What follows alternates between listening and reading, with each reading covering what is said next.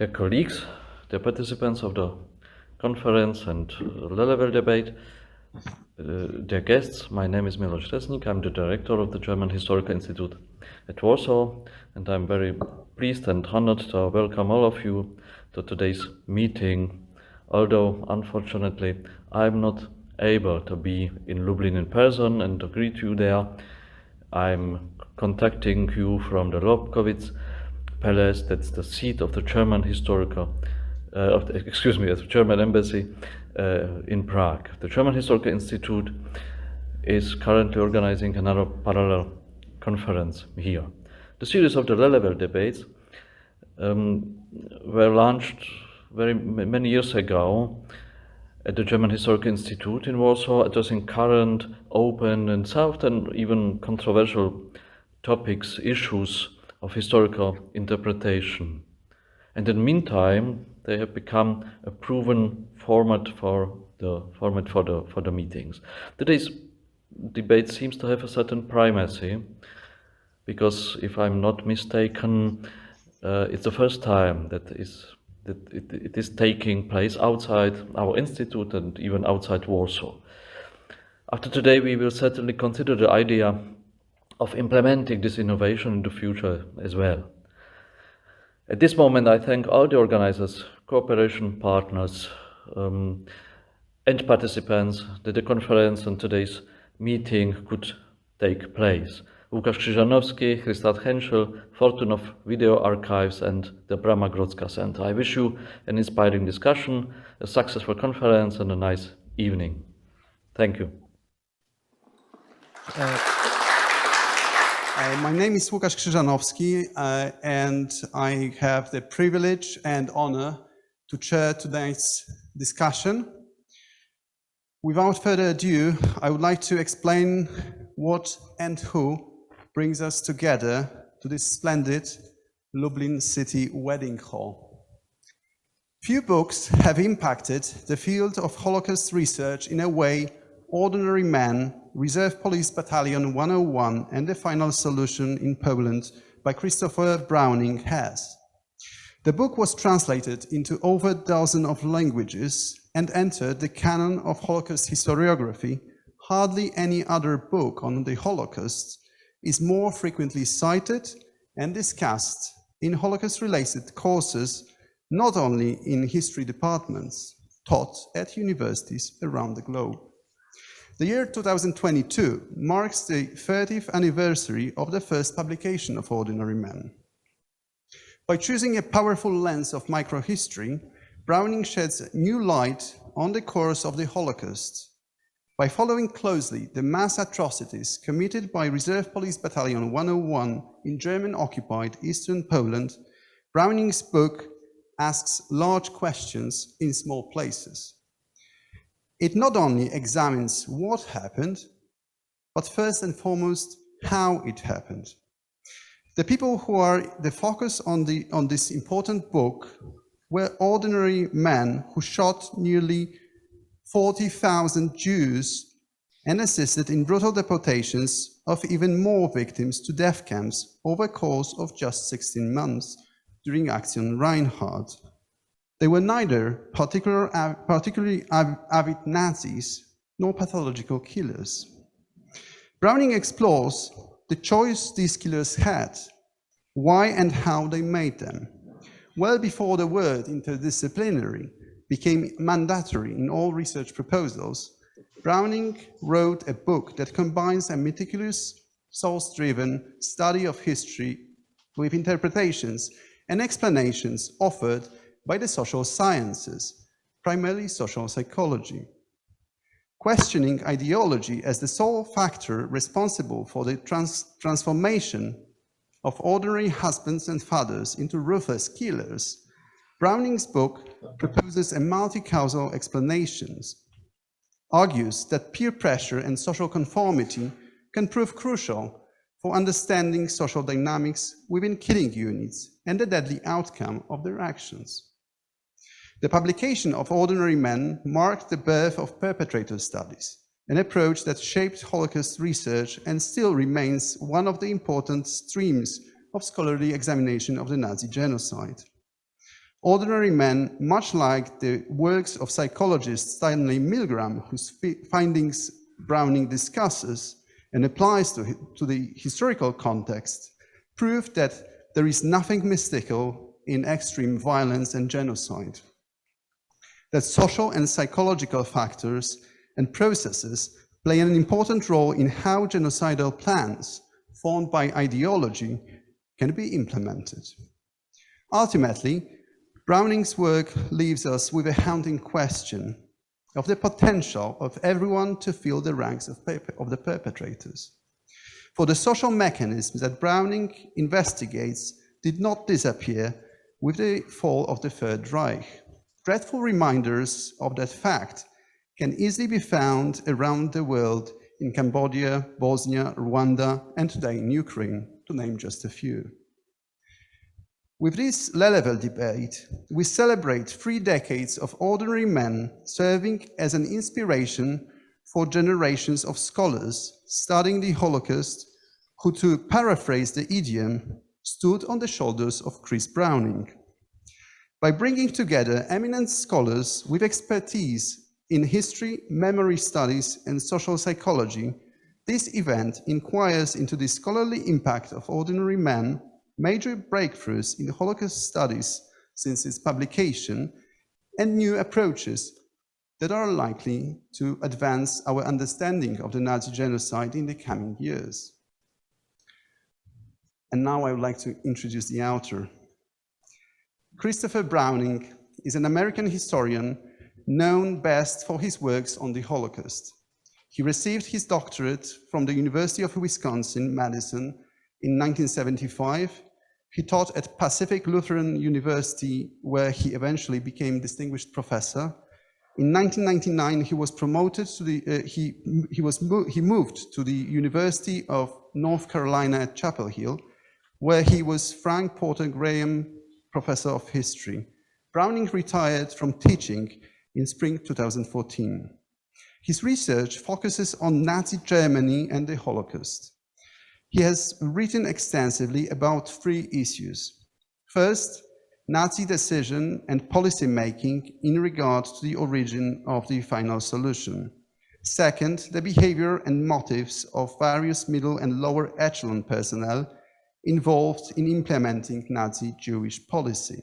And thirdly, the use of survival testimony to explore Jewish responses and survival strategies. Some of his most notable publications include Ordinary Men, Reserve Police Battalion 101 and the Final Solution in Poland, published in 1992, The Origins of the Final Solution, The Evolution of Nazi Jewish Policy, September 1939 to March 1942, published in 2004, and Remembering Survival, Inside a Nazi Slave Labor Camp, published in 2010, all of which were translated into numerous languages, including Polish. There are many people in this room who feel intellectually, but also personally indebted to Chris Browning. For Chris never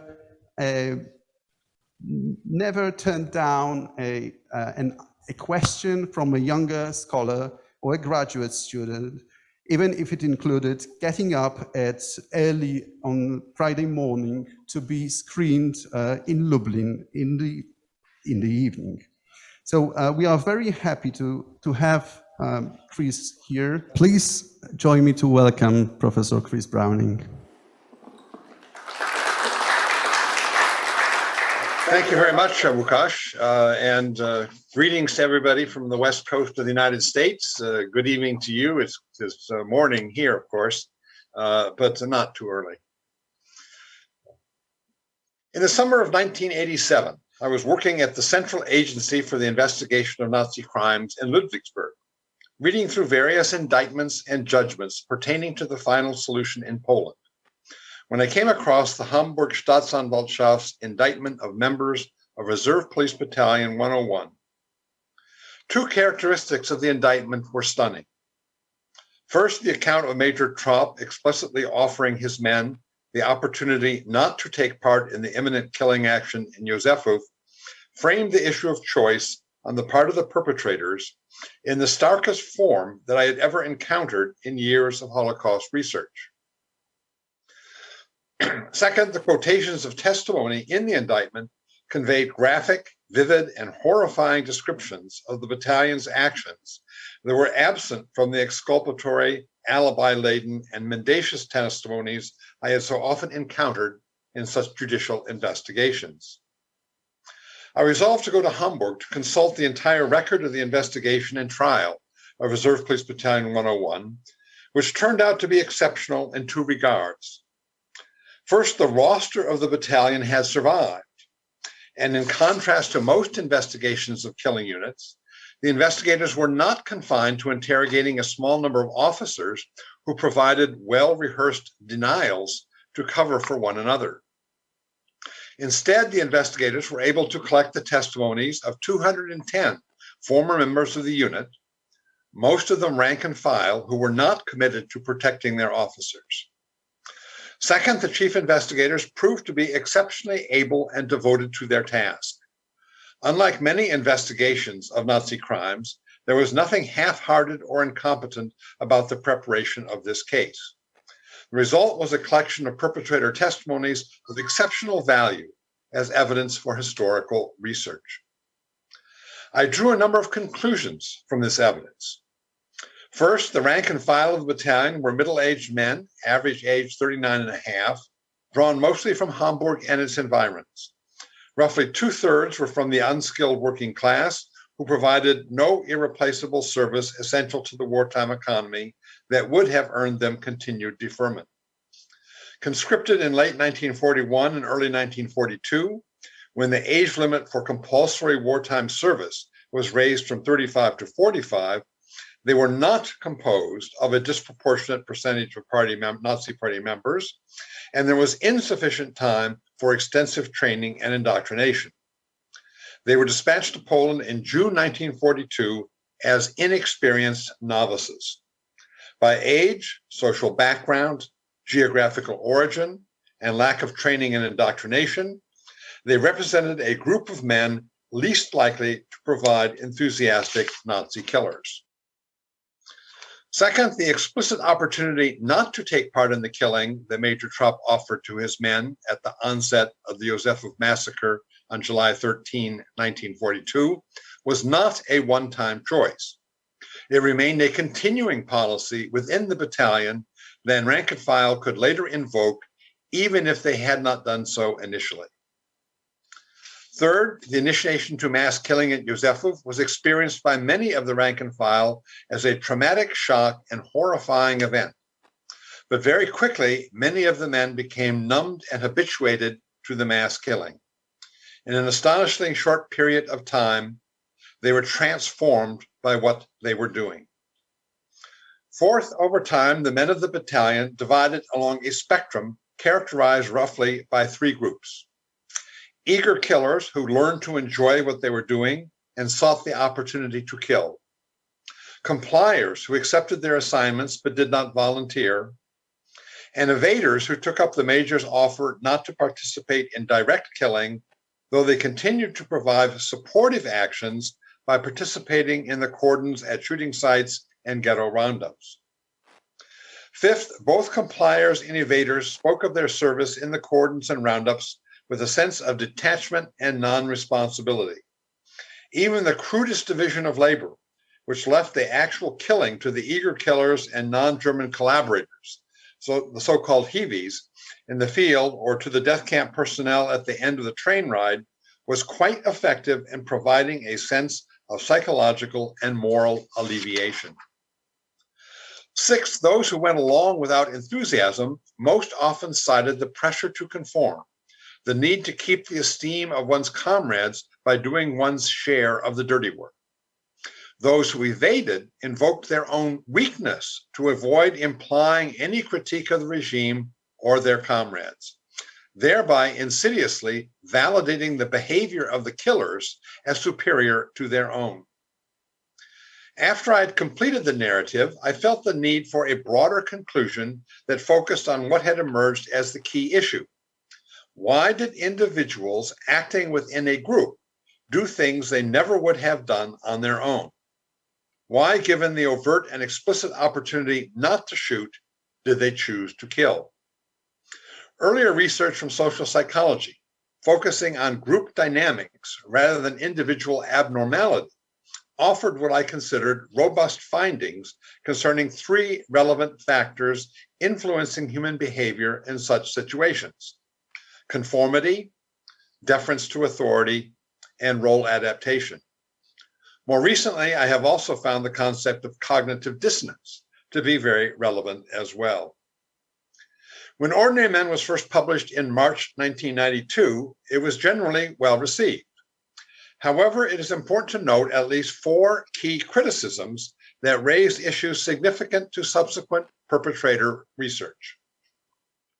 The first concerns the advantages and disadvantages of invoking social psychology. The pushback here took several forms. One was simply the knee-jerk reaction against my citing Stanley Milgram, who was so totally anathema to some that the mere fact that I had cited Milgram was sufficient to cause them to dismiss the entire book out of hand.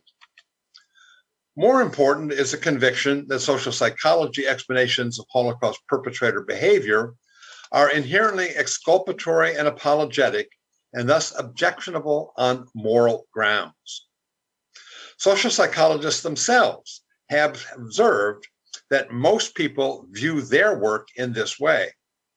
The analysis of situational factors shaping human behavior is seen as invoking circumstances beyond the control of the individual, and thus allegedly mitigating the moral culpability of the perpetrator, while dispositional factors, ideas, attitudes, and personality flaws are perceived as reflecting willful choices, intentions, and personal characteristics for which the individual is fully responsible. I consider this widespread reception wrong on three grounds. First, each key social psychological experiment always had a significant minority of subjects who chose to behave in a contrary manner, showing that the exercise of human responsibility was possible despite situational factors. Second, the attitudes and beliefs of individuals are not devoid of circumstantial factors, but rather are significantly shaped by the milieu and culture in which people find themselves. People have even less control over the culture into which they are born than the immediate circumstances in which they must act. And third, the goal of Holocaust perpetrator research is not to justify moral condemnation. Rather, it is the self-evident moral crisis of Holocaust perpetrator behavior that compels us to seek understanding. To understand is not to forgive, to explain is not to excuse. And above all, the purpose of such understanding and explanation is not to comfortably distance ourselves from such horrific behavior.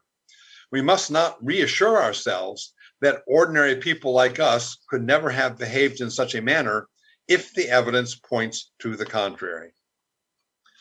Second, the book was criticized for downplaying or minimizing ideology in general and anti-Semitism in particular as motivational factors. There is some justice in this criticism. The book was written at a period in the evolution of Holocaust studies when debates were all too often framed in terms of false dichotomies and binaries, with the intentionalist-functionalist debate being the prime example. I was focusing on rank and file perpetrators, whom I did not consider then, and still do not consider to be ideologues in the sense of Michael Wildt's Generation des Unbedingten. I did note that Lieutenant Drucker's confession, quote, under the influence of the times, my attitude to the Jews was marked by a certain aversion, indicated that the men in Reserve Police Battalion 101 could not have been unaffected by the constant denigration of Jews and proclamations of German racial superiority that was so pervasive in German society. But the impact of racial stereotypes that was so omnipresent as to become axiomatic or unconscious assumptions among people who were not ideological or self-identified Nazi sympathizers deserved more attention than I provided, no matter how ambiguously the evidence spoke to that issue.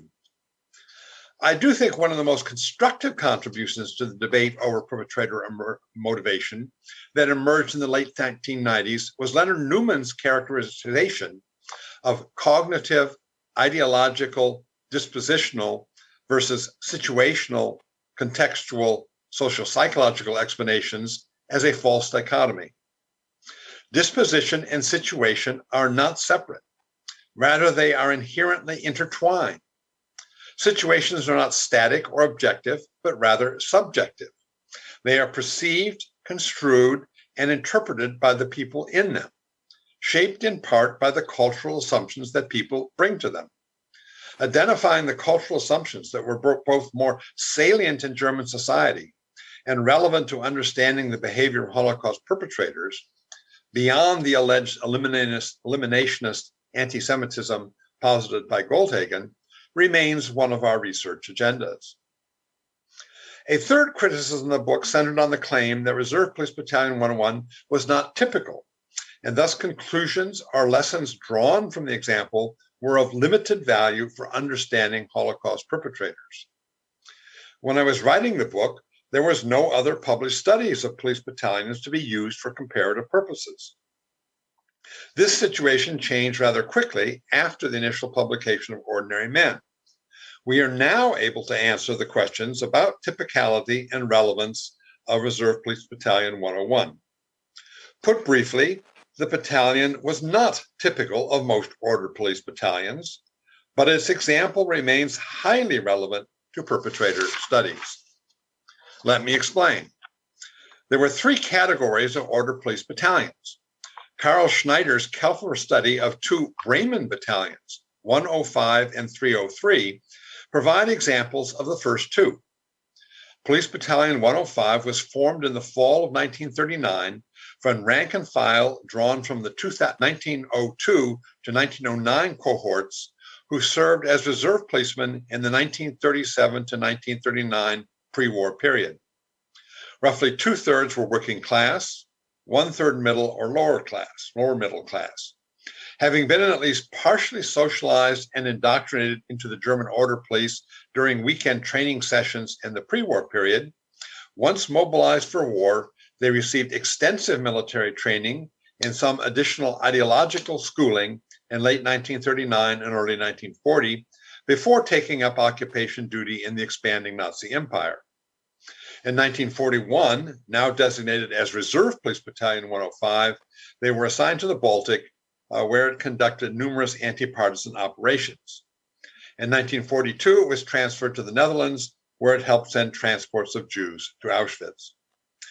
After the outbreak of war, the rank and file of Police Battalion 303, like other 300-level battalions, were drawn from a pool of volunteers from the 1909 to 1912 cohorts, made available to the SS and police in exchange for large numbers of career policemen who had been transferred to the army, particularly to serve as Feldgendarmerie or military police.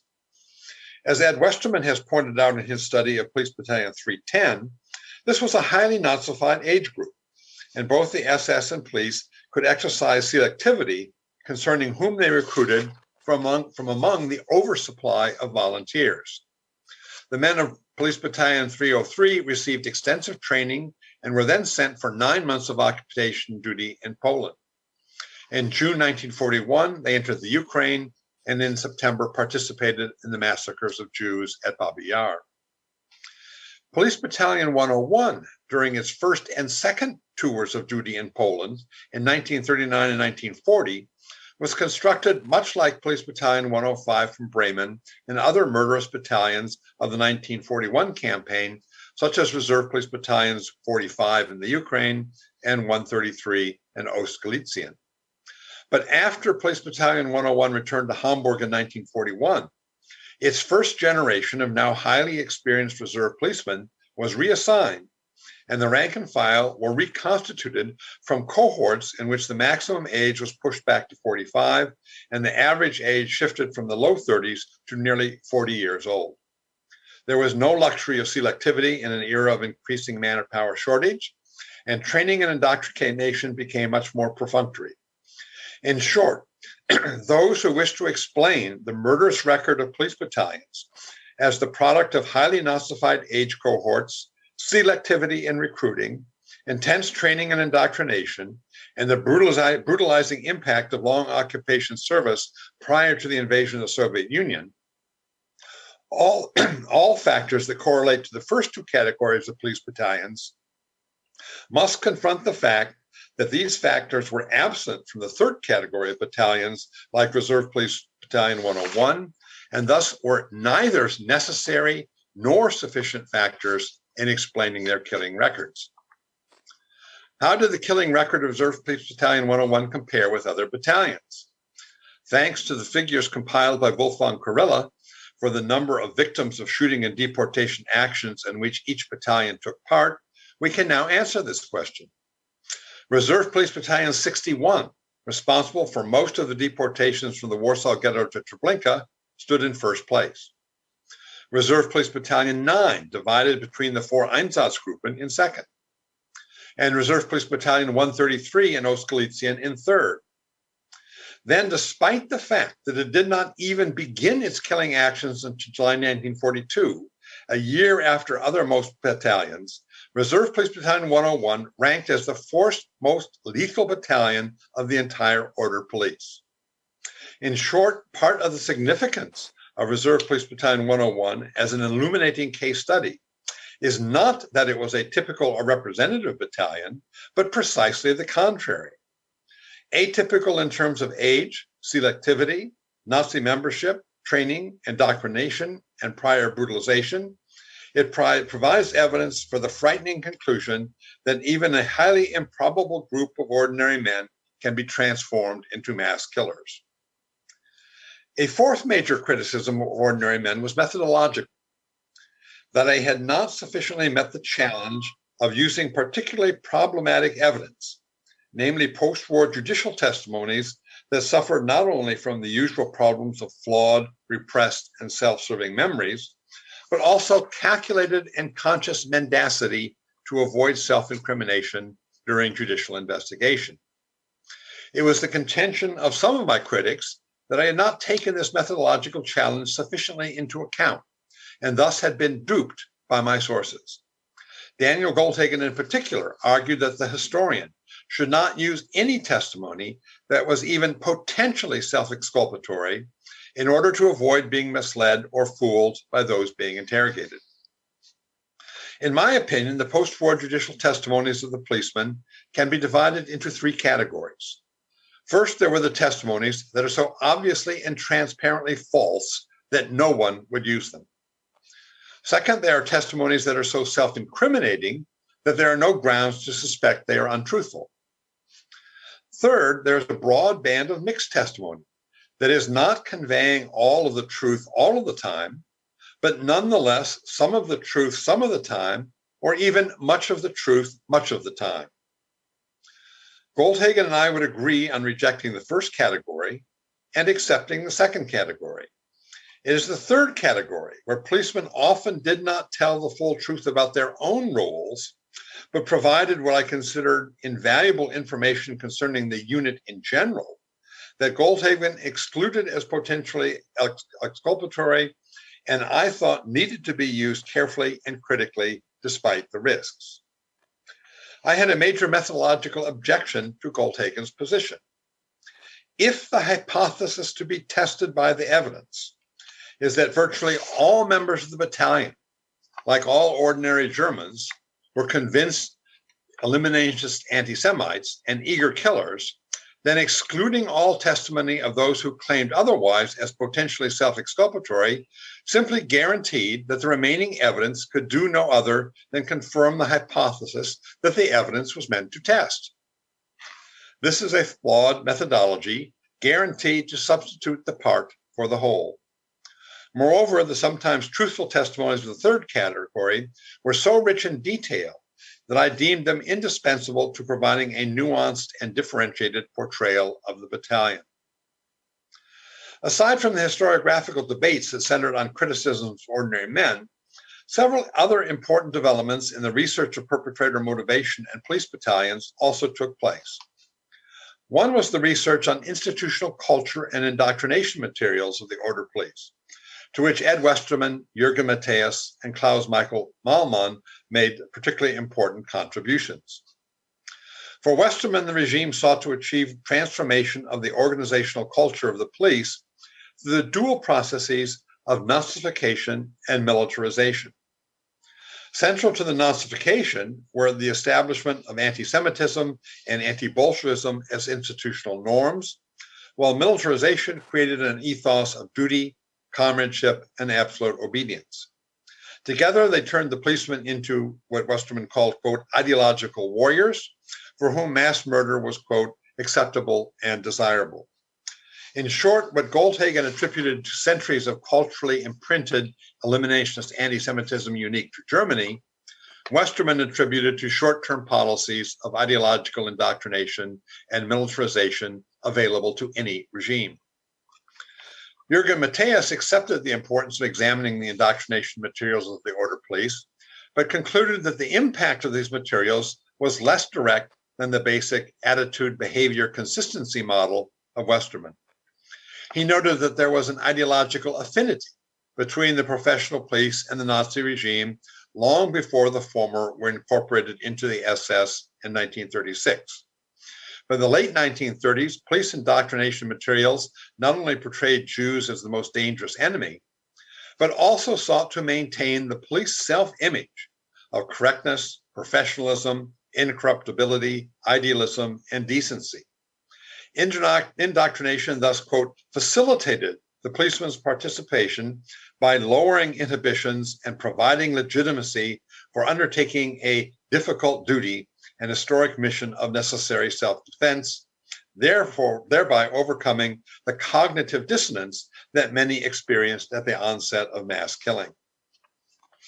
Klaus Michael Malmann, in a seminal article on the order police as, quote, foot soldiers of the final solution in the East, argued that the impact of indoctrination should be seen less in, quote, ideological fundamentalism than in a change in the mentality and attitude of the men through a denigration of Christian values as humanitarian drivel and traditional notions of soldierly chivalry as weak and unmanly.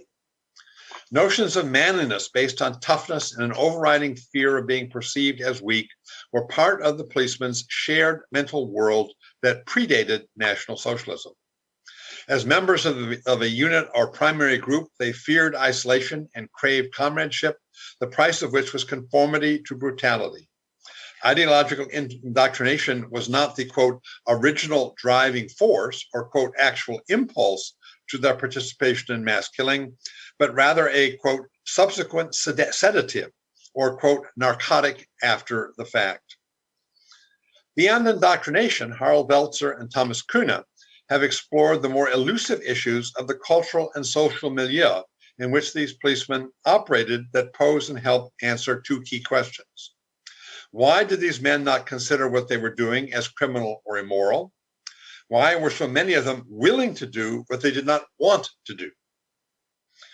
In a study of Reserve Police Battalion 45, Welzer argued that the Nazi regime succeeded in moving the, quote, normative frames of reference in Germany both quickly and totally, thereby redefining the community of human obligation from one of inclusion based on Enlightenment notions of humanity to one of exclusion based on racism and anti-Semitism. The exclusion of Jews from the community of obligation in everyday social practice had become pervasive long before the mass murder began, and thereby allowed Germans to decouple the dispossession and murder of Jews from any sense of criminality or immorality. When confronted with their killing tasks, they did not have to overcome moral scruples, but they still had to become acclimatized to what they were doing. They passed through a professionalizing and normalizing process that transformed mass killing into work that was unpleasant, even repugnant, but no cause for feeling personal guilt. I agree with Welzer's embrace of Helen Fine's classic notion that genocide depends upon excluding the victims from the community of obligation, and that this had occurred in Nazi Germany. But I do not think the shift in Germany's normative frames of reference was as total or rapid as Welzer maintains. Many Germans, I believe, thought they could both cling to their old moral norms and embrace National Socialism at the same time. They could be good human beings and good Christians, as well as good Germans and good Nazis. Virtually no one wanted to accept the stark clarity poised by Dietrich Bonhoeffer that one must either strive to sustain Christian Western civilization and work for the defeat of the Nazi regime, or support the Nazi regime and bring about the collapse of Christian Western civilization. As late as 1938, Germans could remain indifferent to or even embrace the legal and social exclusion and economic dispossession of Jews carried out in a cold and orderly manner, but many were still disturbed by the unruly violence and wanton destruction of property of the November pogrom. Between 1938 and 1941, however, the situation in which Germans found themselves changed significantly. Still at peace in 1938, Germany was not only at war in 1941, but in venturing upon a titanic struggle and war of destruction against the Soviet Union. Germans who were observers in civilian clothing during the November pogrom were participants in uniform in 1941. In 1938, they stood on German soil. In 1941, they were deep in the occupied territory of primitive Poland or Bolshevized Soviet Union. In 1938, the targeted victims were assimilated German Jews and former acquaintances, neighbors, colleagues, customers, and clients. In 1941, the targeted victims were strange and alien Ostjuden. Such fundamental changes had to alter the way in which ordinary Germans would perceive and understand their situation when sent to the East. Nonetheless, nothing quite prepared newcomers for what awaited them. When the middle-aged Hamburg police of Reserve Police Battalion 101 were suddenly confronted with perpetrating the mass murder of the Jews at Josefov, they experienced considerable distress, disorientation, and trauma, what social psychologists would call extreme cognitive dissonance. They now had to make the unavoidable moral choice that they had evaded making until then. Most followed the path of conformity, obedience, role adaptation, and acceptance of the regime's moral norms rather than the lonely path of moral autonomy. Rapid habituation and brutalization followed.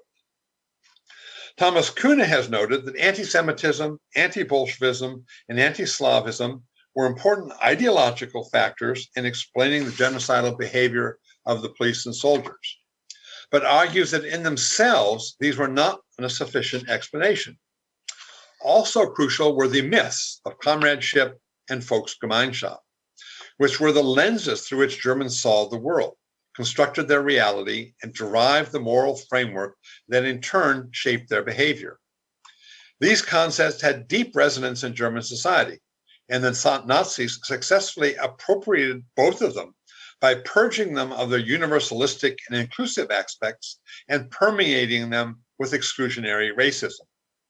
The emotional power and need for belonging embodied in these two myths enabled the Nazis to preside over a, quote, moral revolution that elevated loyalty to and standing within the group to be the new moral fulcrum of German society. It was the group, not an abstract ideal or the individual conscience, that, quote, claimed moral sovereignty and impelled ordinary Germans in uniform to commit terrible crimes rather than to suffer the stigma of cowardice and weakness. This dynamic was only reinforced by the ethos of masculinity among the soldiers and police that validated toughness as well as the bonding effect and mutual thrill of committing transgressions together. Kuhne also notes how this, quote, moral sovereignty of the group led to what he calls the morality of immorality. Its tremendous power simultaneously to coerce killing and transform that killing into a seeming moral obligation can be seen in the exhortation of General Franz Böhme in September 1941 when he ordered his troops to carry out a savage Strafexpedition, or punishment expedition, in Serbia. The goal was, quote, to hit the whole population most severely, he stated openly, thus clearly erasing the combatant-non-combatant distinction so vital to establishing moral limits in war.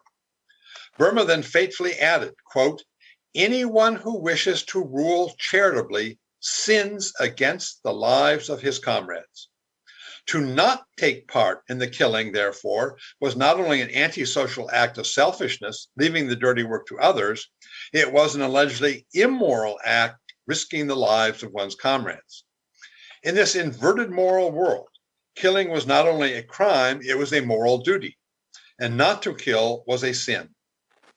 In this episode that involved neither the SS as the perpetrators, nor Jews as victims, we encounter the crux of the Nazi moral revolution that enabled not only the ordinary men of Police Battalion 101, but ordinary Germans of all walks of life to participate in mass killing without thinking of themselves as immoral or criminal. Thank you very much.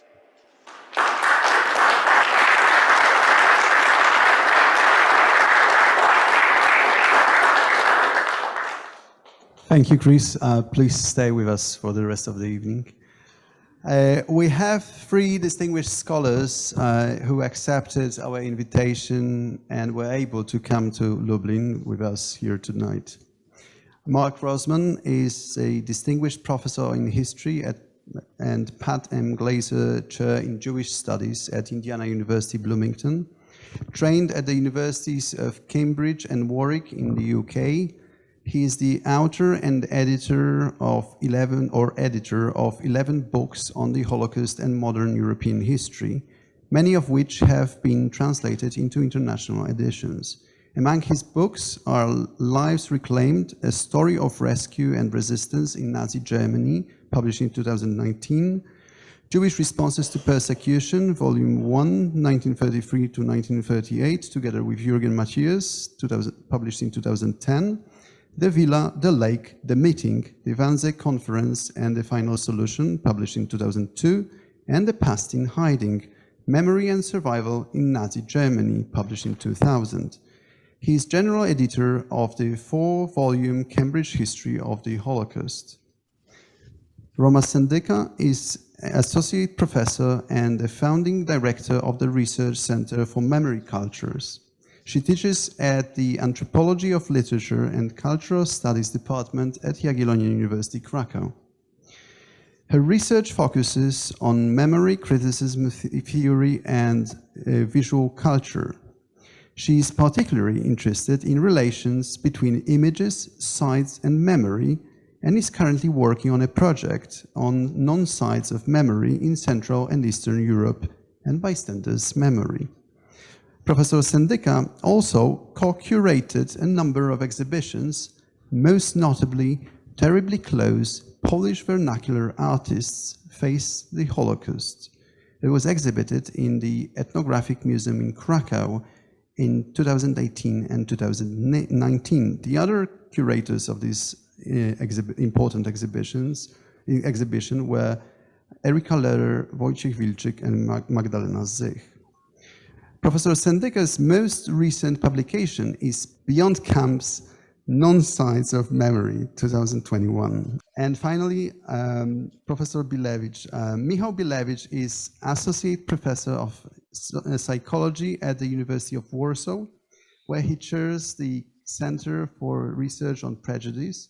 Previously, he was a Fulbright Scholar at the New School for Social Research in New York and postdoctoral fellow at the University of Vienna. From 2005 to 2019, he served as the Vice President of the Forum for Dialogue. And since 2020, he has been chairing the Scholarly Advisory Board of this NGO, focusing on raising awareness of the histories of Jews in Poland and inspiring new connections between contemporary Poland and the Jewish people. In 2021, he received the Newitt Stanford Award for outstanding professional contributions to political psychology. His research interests include psychological foundations of genocide, post-genocide reconciliation, dehumanization, anti-Semitism, and collective moral emotions. His works on lay explanations of the Holocaust appeared in the Political Psychology, Memory Studies, Psychological Inquiry, and Teksty Drugie. Once again, thank you very much for being with us tonight. To warm up, I would like to start on a rather personal note. when I was preparing for this, preparing the outline for this discussion, I realized that one of the reasons why I personally find ordinary men so important for me is rather personal. In early 2000s, when I became a student at the University of Exeter, I enrolled 2 seminars, one in history and one in sociology. And both instructors asked us to read one book that was The Ordinary Man. It was then when I read this book for the first time and remained under a huge impression of this book ever since. Not only because it was one of the first academic books I ever read in English, but also because, originating from social sciences, I read a meticulous historical analysis that employed the language and theories I knew from sociology and psychology courses. Therefore, I wonder, what was your first encounter with Ordinary Men, and when and where you read it, and what were your impressions of it? Who wants to go first? Michał? Thank you very much for inviting me to this discussion. My first encounter with with Ordinary Man was in Polish language, in Polish translation of the book, which is an interesting. The history is quite interesting because it starts from another book which was already mentioned today, Hitler's Willing Executioner. The Goldhagen's book has been translated earlier to Polish language than Ordinary Man. So in 1999, we were exposed to a harsh criticism of Christopher Browning's book, and only 1 year later we could read the. Particularly, it is somewhat important when you think about the Polish way of doing social sciences. Polish social sciences are very much preoccupied with history of ideas. Social events are usually explained by ideas, as a consequence of ideas. And I think this is true both for research on the Holocaust and anti-Semitism, in which anti-Semitism is usually treated, or anti-Semitic ideology and national democratic ideology is treated as a primary cause and primary explanation of the behavior of Poles towards Jews during the Holocaust. But also the same way of thinking, the history of idea, is used by the opponents of the Holocaust historiography in Poland. So, for example, in a very recent textbook to civic education in Poland, you can read that Nazism was not only the effect of Hitler's madness, it has grown on the soil of deep roots of intellectual European deviations, such as so the ancestors of Nazism were German philosopher Friedrich Nietzsche, and precursors of racism, Frenchman Gobineau and Englishman Chamberlain. And so basically, these are individual intellectuals who are considered to be an explanation, a sufficient explanation of Nazism. Yesterday, the Minister of Education in Poland openly expressed this when he said that, according to science, Nazi ideology derived from Marxism.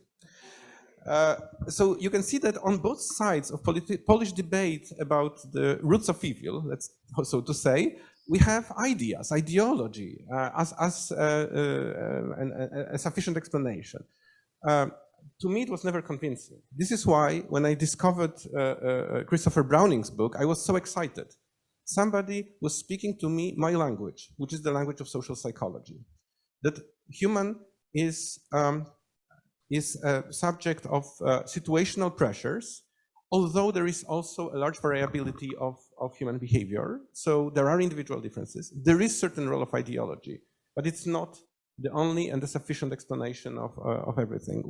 I think we can continue then about these psychological aspects of the book, but this is what was so inspiring to me and so different from the way most of social sciences are conducted in Poland. So I will also say that the reading of Ordinary Man was like hearing my own language, like hearing the language of my discipline, which originally are literary studies. As some of you may know, this book has been also analyzed heavily as a narration, because there is a very distinct narrator, very specific style that I would say that it reminded me of crime novels in this specific subgenre that is called noir, when you follow the bad guy and you see the bad things done from the behind. So the detective comes late. So in a way, this book, and this probably should also be mentioned, is very well written. It reads well, as if it were a reportage, as if someone was taking us into a historical moment and tried to reconstruct what happened. So the quotations from sources come in a right moment when you are interested what someone could have thought at that time. So in a way, yes, as much as it is a social psychology text, it is also a very well-written historical reportage. So it's this is on personal note, but I will not answer. I thought about your question about when I first met Ordinary Man, and I thought that your story is so great that no one will beat that. So I will tell when I met Ordinary Man last. And I was pretty surprised last week when I was watching a play in Powszechny Theatre in Warsaw. It's a play called Justice, directed by Michał Zadara, and it's about 68 and expulsion and anti-Semitic campaign and expulsion of the last wave of expulsion of Jews from Poland. And the play is about, the play depicts 4 characters that try to find out who's actually faulty, who's to blame for what happened, who's faulty for the so-called ambience. This is a term that crops up in Ordinary Men as well. So there was this search for those who really build up this atmosphere that made people go. And the phrase ordinary man came up a few times during this play, of course, without referring to the exact book. Nevertheless, it was nicely framed between Hannah Arendt, of course, also a very important source for Ordinary Man book, but also a very interesting source nobody perhaps would think of, Oedipus the King by Sophocles. So looking for the faulty, looking for the one who murdered, and this necessity to look for the person who is to be blamed as the cornerstone for justice and for social peace. So I would say that Ordinary Men, as much as it is an everyday phrase and comes up before Ordinary Man being published, it's still revoked and still is a socially important question. And as we see, it's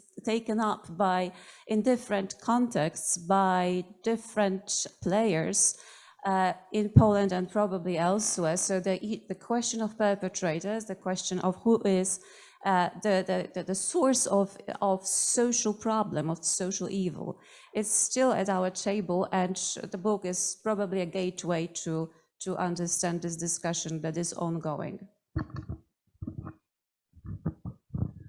I was thinking about this, and I was thinking I don't have a specific moment, Ordinary Man. In fact, when I was reflecting on your question, I was much more conscious of how many different moments and in how many different guises I've encountered and profited from Chris's work. So I'm just going to make sort of 3, which is a reminder of the range of things that he's done, but also of a certain consistency in approach and tone and language. The first one was, so I was initially a historian of the post-45 period, and only later went into the Holocaust, but of course was interested in Nazism and Holocaust from the beginning. That's really why I became a historian. And so my first encounter with Chris was the essays that he was writing about the origins of the Holocaust. And there, what struck me was the clarity, the lack of bombast, and the attention to the limits of what the evidence told you. And it was this sort of clear voice that was a bit of a revelation. So I guess this was in the early 90s when I was encountering the essays for the path to genocide for the first time.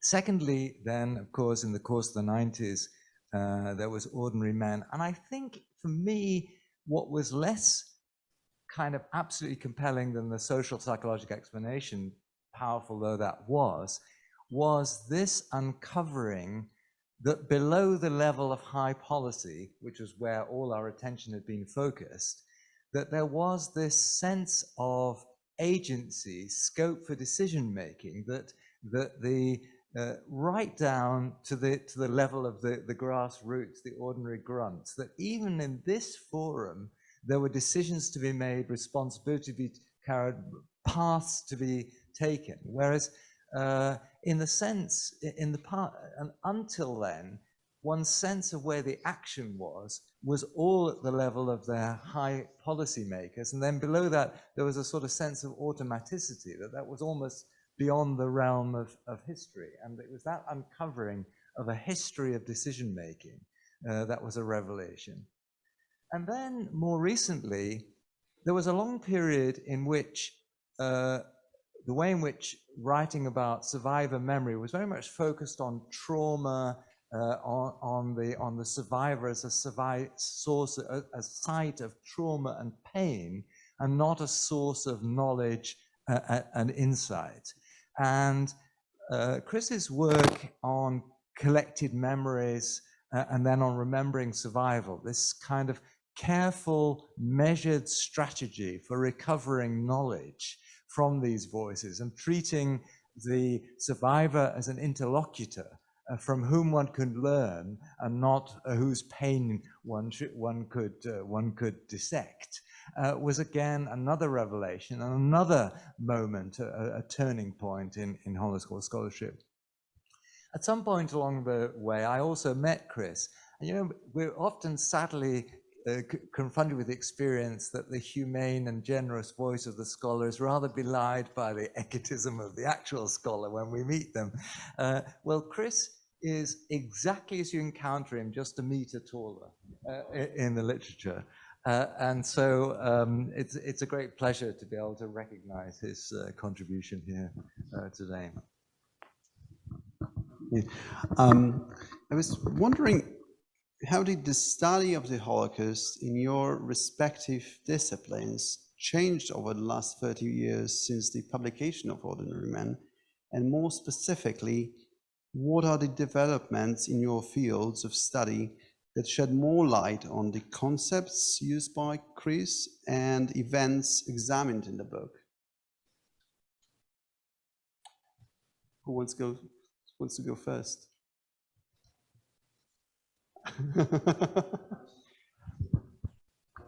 That would be strange to start from the psychological perspective of looking at that, but in the book Ordinary Man, there are three very important psychological studies mentioned as important to explain the behavior of Police Reserve Battalion 101 and crimes in Józefów and in other places where they operated. These studies, after the publication of Ordinary Man, these studies became subject of big criticism as part of the general replication crisis in psychology.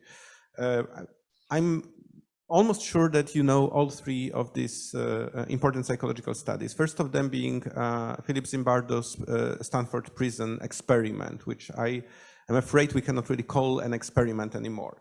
So what has been revealed after those few years were the protocols from the original study by Zimbardo, revealing that, in fact, the study was not revealing automatic process of group dynamics, that when people are spread into prisoners and guards, the aggression, intergroup aggression and hostility starts automatically.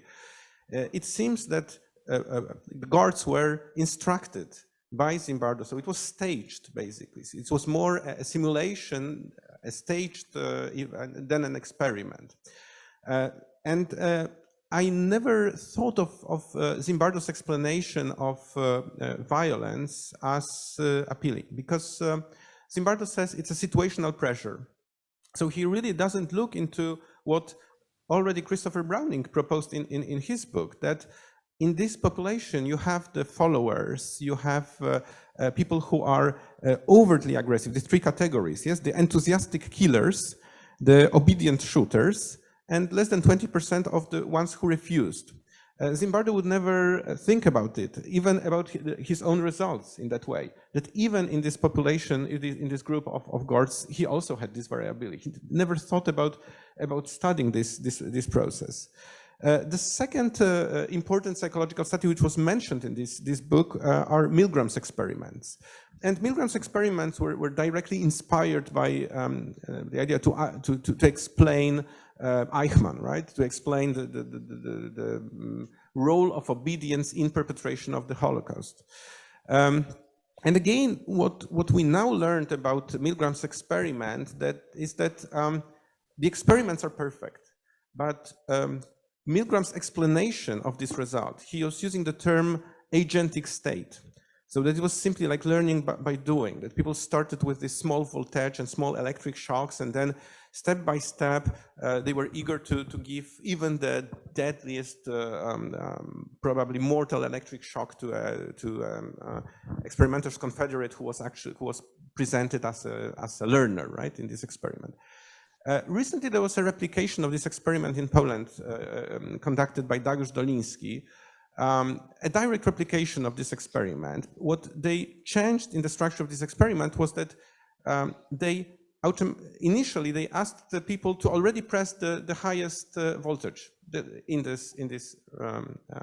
on these buttons. So they didn't go step by step, so there was no progression, but immediately the experimenter asked a participant who was a teacher, right, who was presented as a teacher, that he should press the highest voltage. And the results were the same as in the original Milgram study.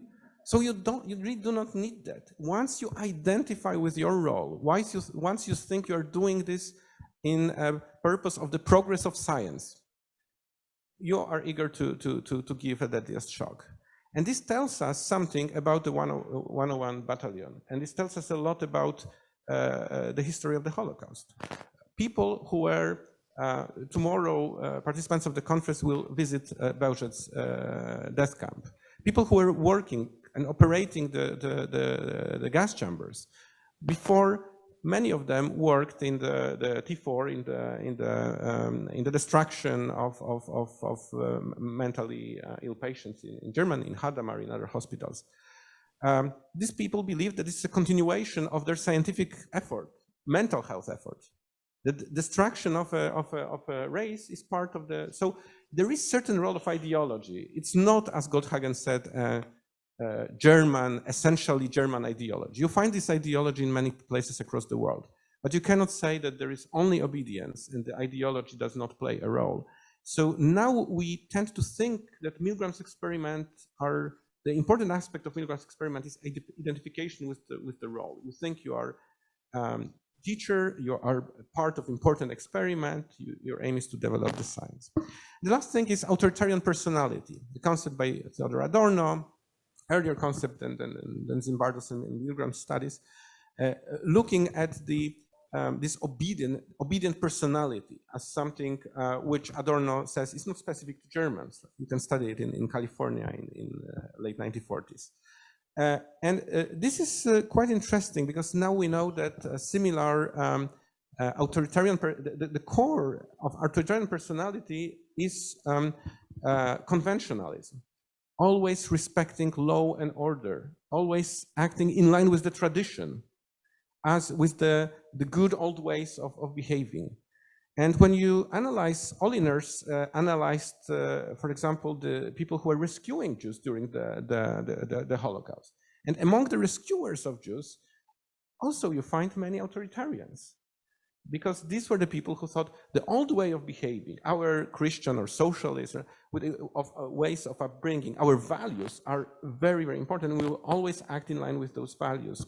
So it's the more and more we are studying authoritarianism, or right-wing authoritarianism even, we find that it has there is some potential in it. It's not a destructive personality, part of human personality. We could discuss much more of the progress of psychology, because I think that what happened after the publication of Ordinary Man, the focus on dehumanization, stereotyping, very specific envious stereotypes and dehumanizing stereotypes, neuroscientific research on how the empathy works and how the empathy fails in certain situations. I think there's a lot of progress in psychology that allows also to understand this behavior of those people who were not Parteigenossen, also they were not National Socialists in an ideological sense, but they were part of German culture of the time, and they thought that being put in Józefów, they are taking part in this effort, which is in line with the progress of science, which is in line with the aims of the German people of that time. Thank you. So keep the order, yeah. Okay, so I thought about your question, what happened to Holocaust studies, and then I came across this quotation from Christopher Browning that actually, when he was starting his research in Ludwigsburg, late 1980s, so Holocaust studies were a very feeble discipline, still kept at the corners of universities, underfunded and marginalized and poorly peopled. So in a way, you could say that this book, together with several others, publications from early 90s, made Holocaust studies. So it's what happened with Holocaust studies, they started to grow. So it's a very important moment and a very important contribution. It simply is this moment that the wheel catches the speed and everything gets rolling. And actually we see how the 90s became a robust moment of development in Holocaust studies. So this is definitely a huge contribution.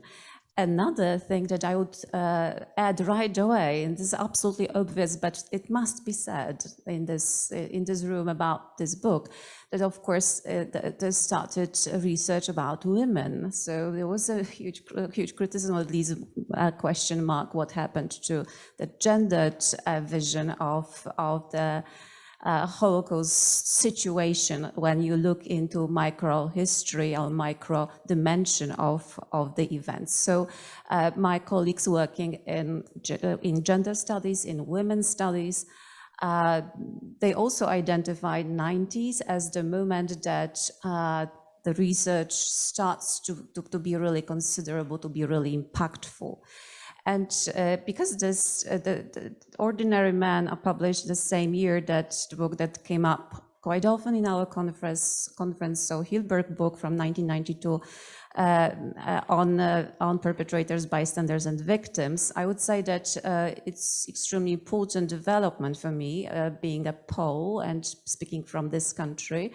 So I looked with some jealousy towards perpetrator studies that started in the 90s, got some strength, and now they have their own Journal of Perpetrator Studies, Association of Perpetrator Studies, but it took 25 years until the association and the journal in Utrecht became possible. So bystander studies started a bit later. So I think that the moment that they gain speed is around 2000, but they are now developing, I think, with an interesting pace. And I have high hopes that we would not stop, and that there will be more, and that we would get into details of such concrete heaviness that we will be able to compete with perpetrator studies and be able to discuss the social development and the entourage and the implication of this field into Holocaust studies. Yeah, that's great. How has Holocaust the history of Holocaust changed since 1992? I have 46 points, but I'll sort of limit it to 5, which I think are sort of linked to ordinary men. I mean, the first one, obviously, which Chris was in the bandwagon of, was looking beyond the camps to the killing fields. The transformation of the focus of view from the decision-making process that led to the extermination camps to this huge variety of forms of participation in killings in Poland, in occupied Soviet Union, outside the camps, has transformed the way in which we imagine and understand the Holocaust, and Ordinary Men really was in the vanguard there, both in terms of looking at a police battalion, but also in terms of using what became a central source for this, namely the German trial records. A second change, which is somewhat later than that, or at least is the and you just alluded to this, the uncovering of ever wider circles of perpetration, moving through the ranks, looking at different kinds of unit, police, SS, Gestapo, civilian administrations, and we've heard at this conference, mayors, an ever larger array of figures, the role of women as perpetrators. And I would say that in the last 10 years, the sort of focus has shifted in some ways from perpetration to participation. In other words, the sense of the perpetrator as a clear figure. Yes, there is perpetrator studies, but what you say about bystander studies, in fact, makes the point, I think, that the sense of involvement is losing that clear profile of the perpetrator, and there's an increasing sense, and Chris mentioned Thomas Kuhner, you mentioned Nick Stargard, of the importance of German society as a Resonanzboden, as a sort of echo chamber, as participation in a larger shift in values and perspectives that makes involvement possible and is influenced by the stories that come back about involvement. And of course, also now the uncovering of involvement of non-German societies. In some ways, looking back now, we realize that Daniel Goldhagen got some things right, not in the sense of critiquing Chris, but in the sense of the emphasis of these letters home and the involvement, the symmetries between German society and the participants.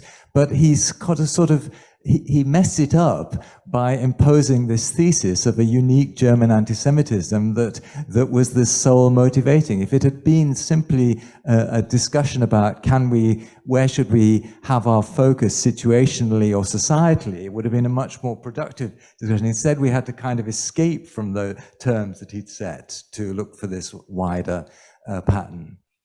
A third thing, and I think Chris again has been in the vanguard, is an internationalization of scholarship. We've looked at that over the last couple of days.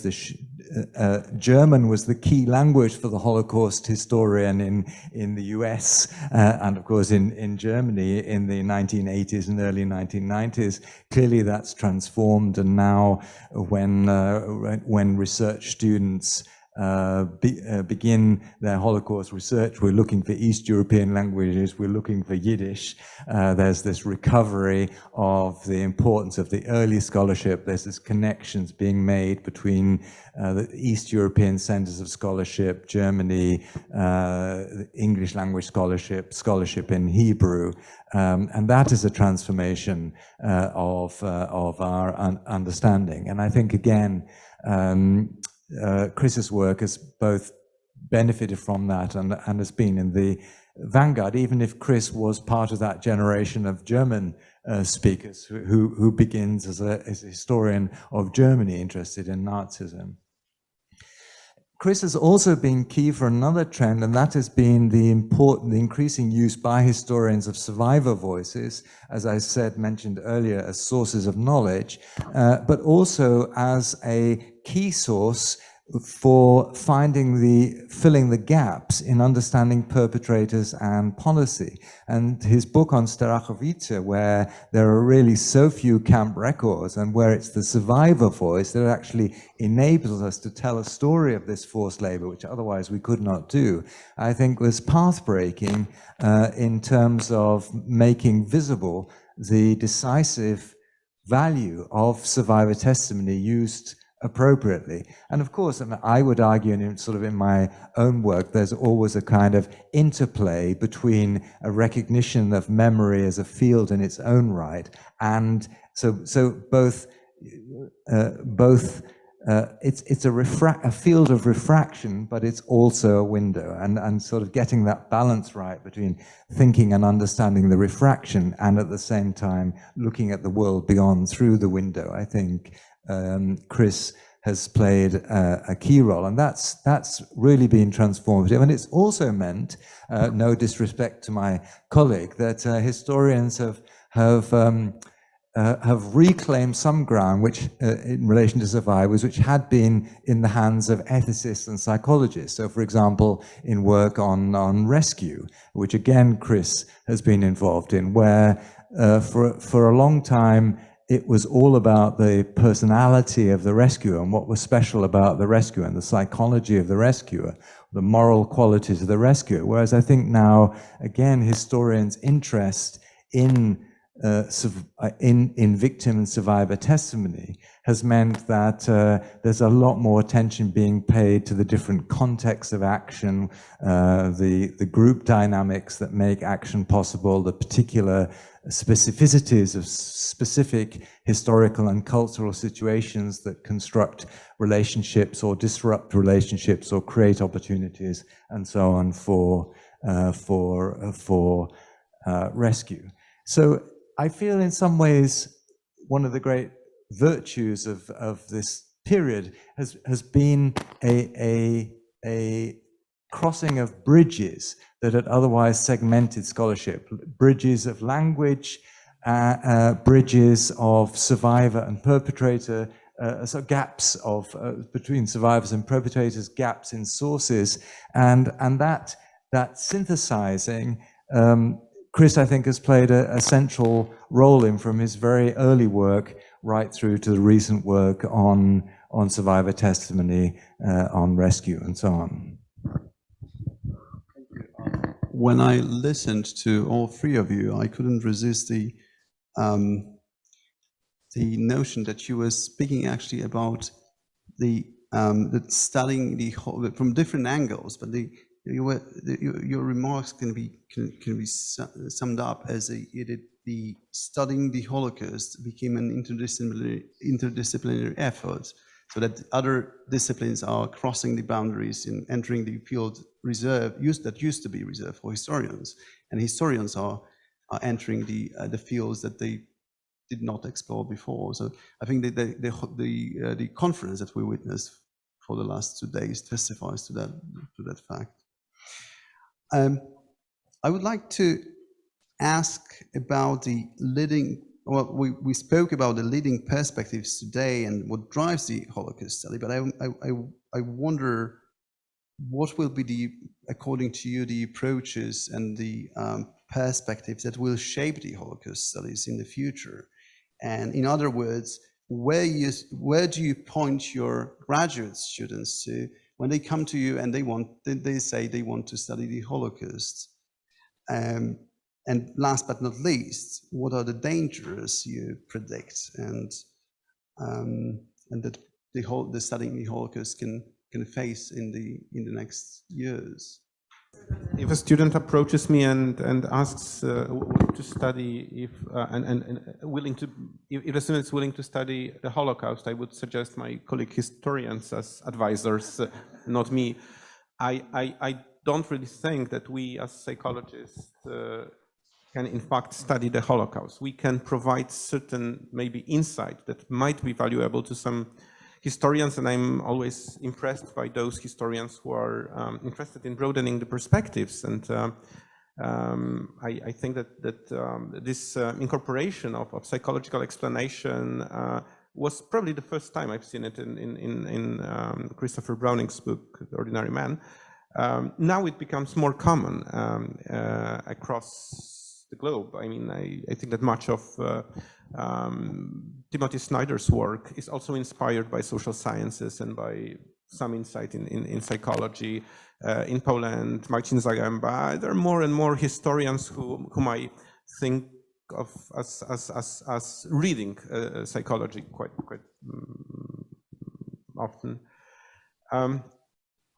Probably, if I think about other disciplines that are probably might inspire work about the Holocaust in the future, I think that maybe neuroscience and our knowledge of human brain which affects very much research in current economics, psychology, and other sciences. It might also provide some insight into the behavior of all three perpetrators, bystanders, and the victims during the genocide. I think there will be much more of the comparative studies in genocide and such situations as recently in Bucha or in other places in Ukraine. They really point researchers' attention to the commonality between training of perpetrator, behavior of bystanders, resistance of the victims, another field which I think is very much worth studying, and different forms of agency among victims, which doesn't mean necessarily armed resistance, but spiritual resistance and other forms of resistance.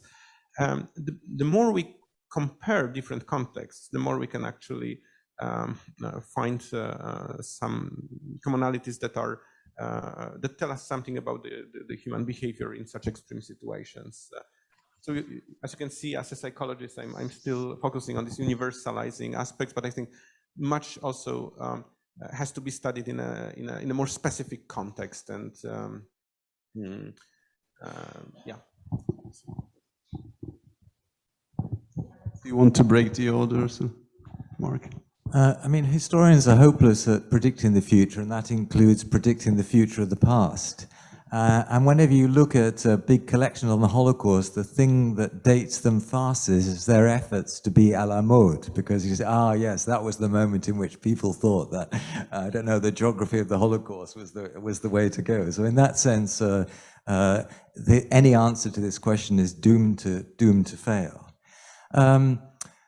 One can certainly say what have been hot topics in recent years, and there's been a whole range of different things.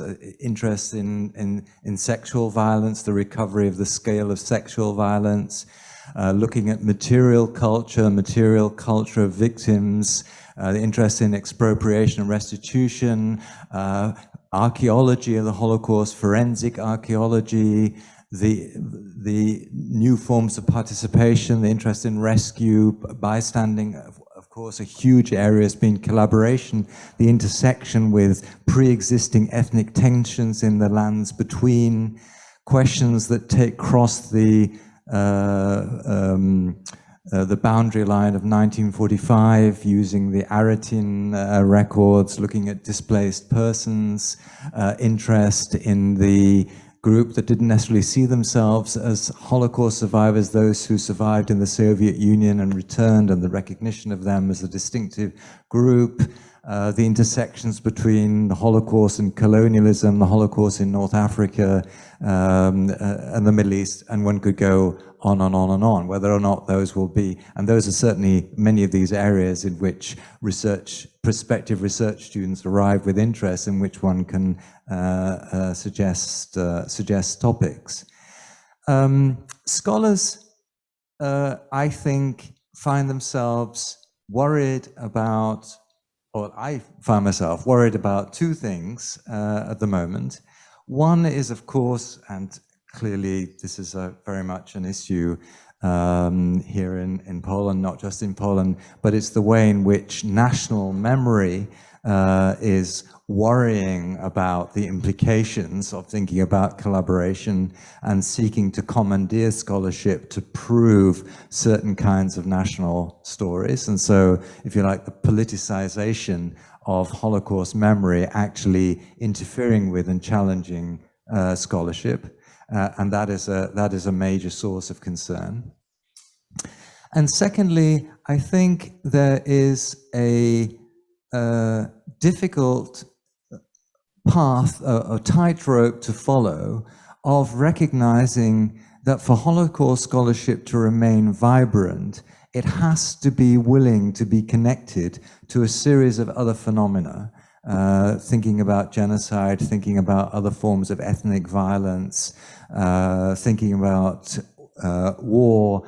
There are so many different contexts in which entangled frameworks, comparative frameworks, and at the same time, one worries about loss of specificity, loss of recognition of its distinctive features. And I think the recent debate in Germany, the so-called Historiography too, showed the problematic elements of both sides, if you like, an overly neurotic defense of Holocaust memory on the one hand, and an overly speedy effort to subsume it into certain larger categories on the other. And that, I think, that delicate tightrope act will continue to be challenging and troublesome, but necessary in years to come. So much has been said so far. It's difficult to add anything. I would say that from the moment Holocaust studies became, as you mentioned, interdisciplinary, it is a safe bet that whatever happens, whatever turn social studies and humanities will take, Holocaust studies will also participate. So I would say that the catching phrase of today's humanities, which is multitude, is exactly that what will happen to Holocaust studies. There will be multitude probably of possibilities, which makes me think about multitude of sources. So what I observe over these last, let's say, 10 years when I work with PhD scholars is the expansion of field of research objects and renewed interest in archives, and especially in those corners of archives that has been left with some, so without scrutiny, because we did work predominantly with narration for such a long time, being enslaved by linguistic turn that dominated Western epistemology for such a long time.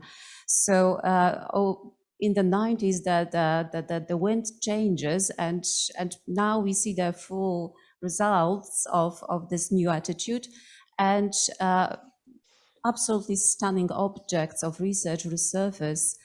For instance, within visual culture, that already the two versions of Ordinary Man can testify.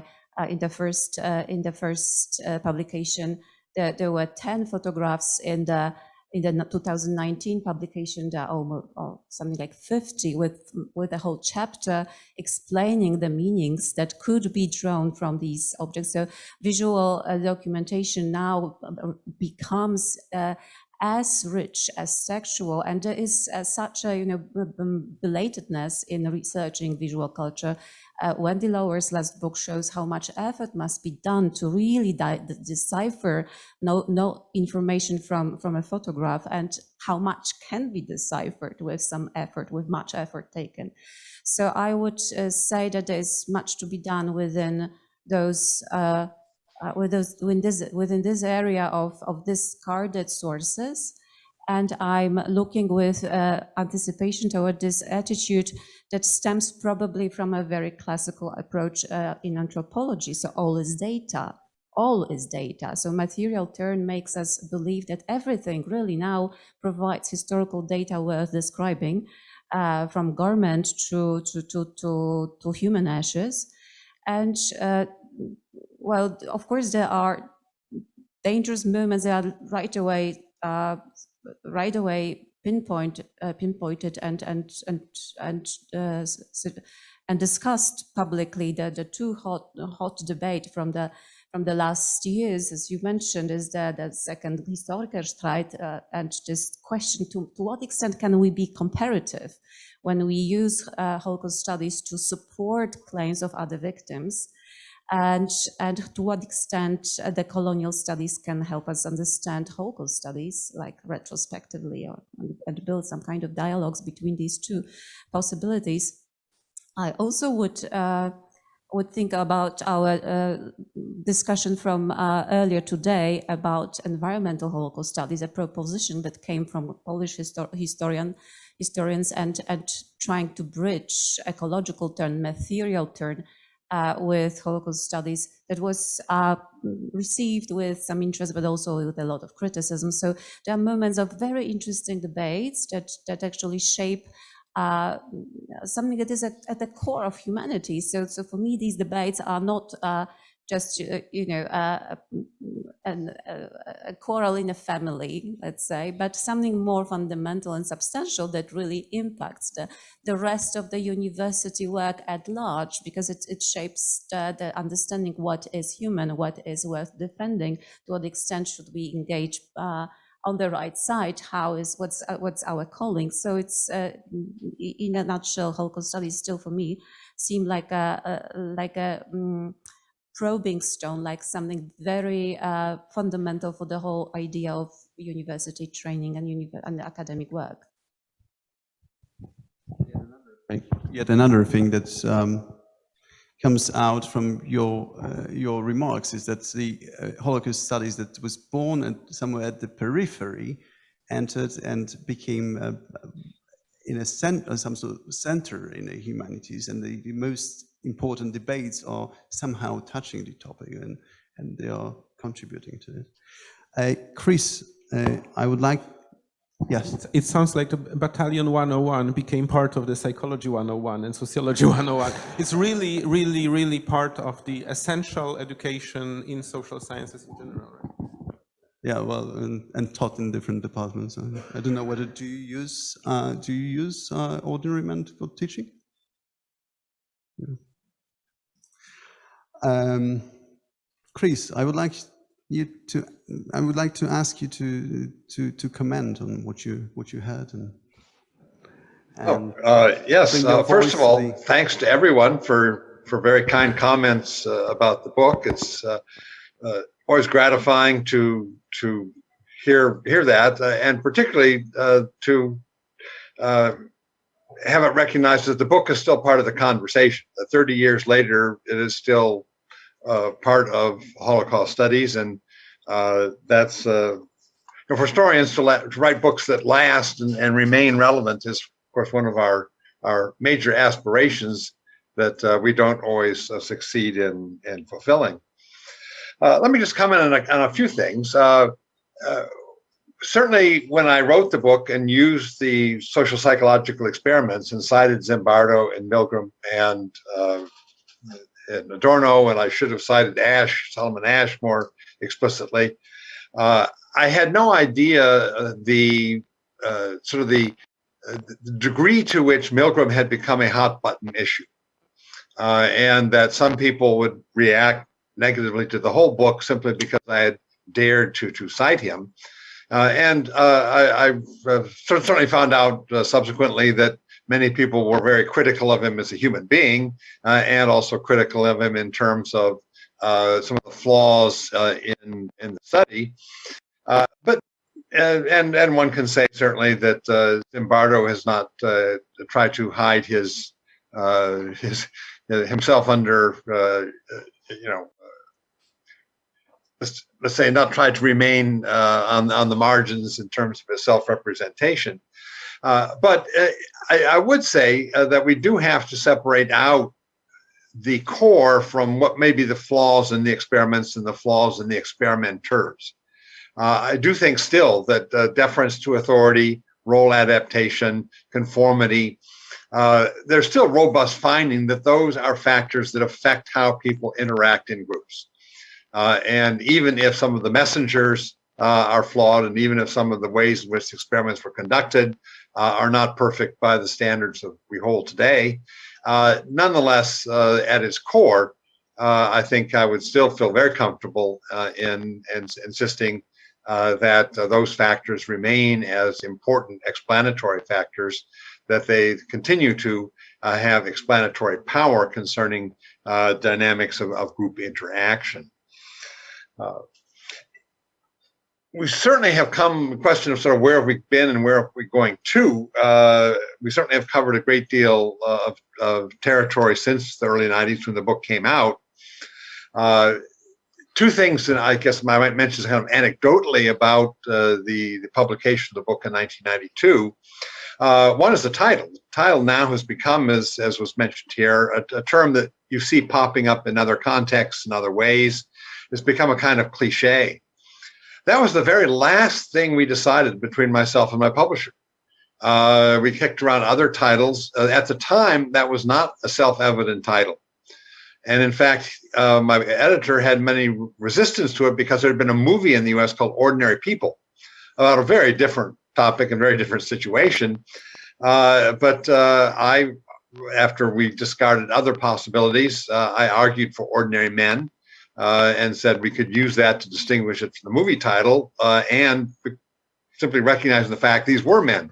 There is a gendered aspect to this that we were looking at. Manliness and conceptions of manliness, of being tough, were part of the way in which these men coded their behavior: manly versus unmanly, strong versus weak, and so forth. So the title was at that point not at all self-evident. I think we got just the right title. I'm glad that we settled on it. But it is important to recognize that that really was one of the very last things that we settled, and didn't seem to be self-evident at the time. In terms of where perpetrator studies was in 1992, I would say 3 publishers turned down the book before the 4th publisher accepted it. I got 3 rejections. So this was not viewed at that point as opening up a new field, as a valuable book that would have a long life. 3 publishers didn't want it to have any life at all, or at least wanted to be sent off to a university press where it would deal and be sent, be read by a very small audience of specialists. There was no conception at the time that this book, at least in the first 3 people rejected it, this would have a wide audience, would appeal to people outside of history, would be seen as raising questions much bigger than the topic that was there as the case study.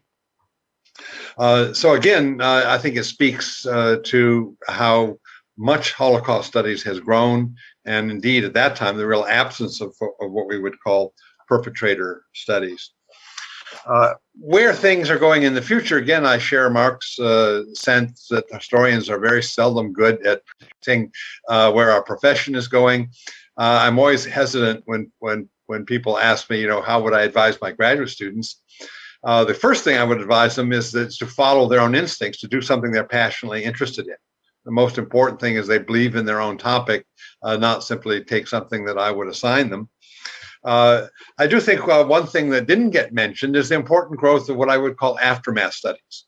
We're looking at all the repercussions of the Holocaust in post-45 in ever increasing detail: memorials, museums, trials, attempt at bringing Holocaust perpetrators to justice.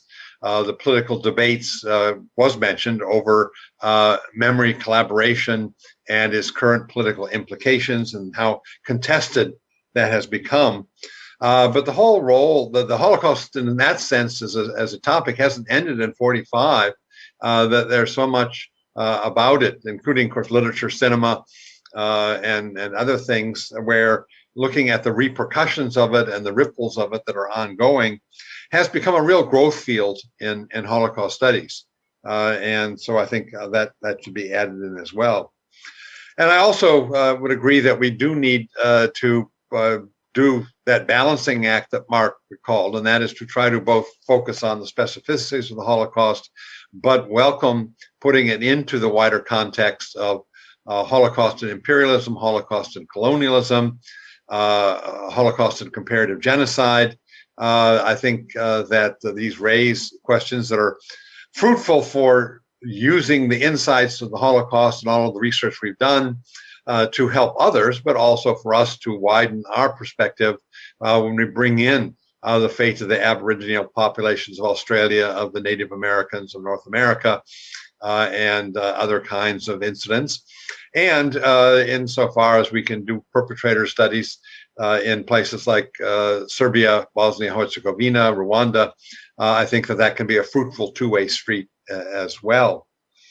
I think with that I would stop, but again, to express my gratitude, particularly to you, Łukasz, for organizing this and inviting me to participate in it, and to the three commentators who have so generously given their time.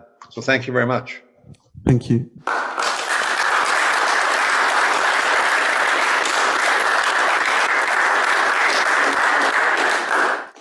We have some time for questions.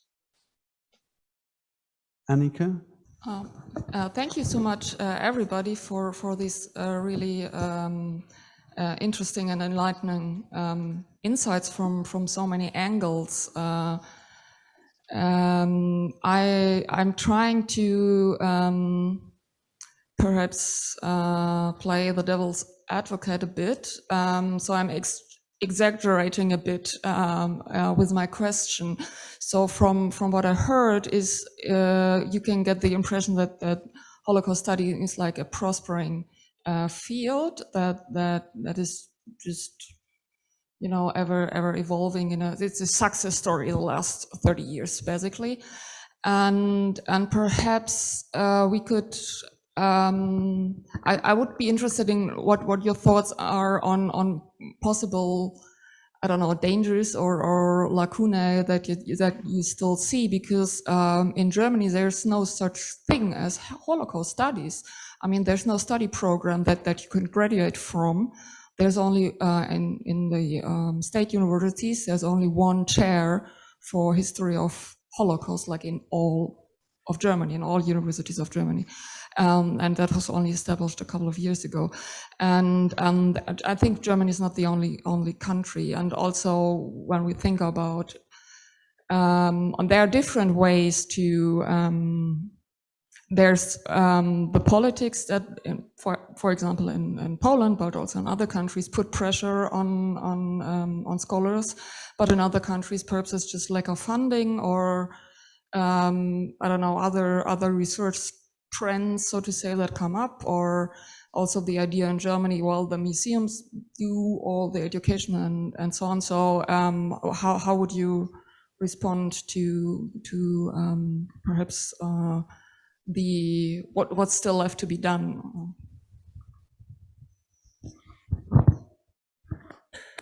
I think that's an excellent question, and I think you're right that to expose that the current was too positive. I mean, in some ways there is a natural flow that there was around 2000 or something in the early 2000s, an absolute peak of interest, and the Holocaust was, if you like, a central area to think with in a whole variety of disciplines. And it's understandable and natural that that peak cannot be sustained. And it is striking.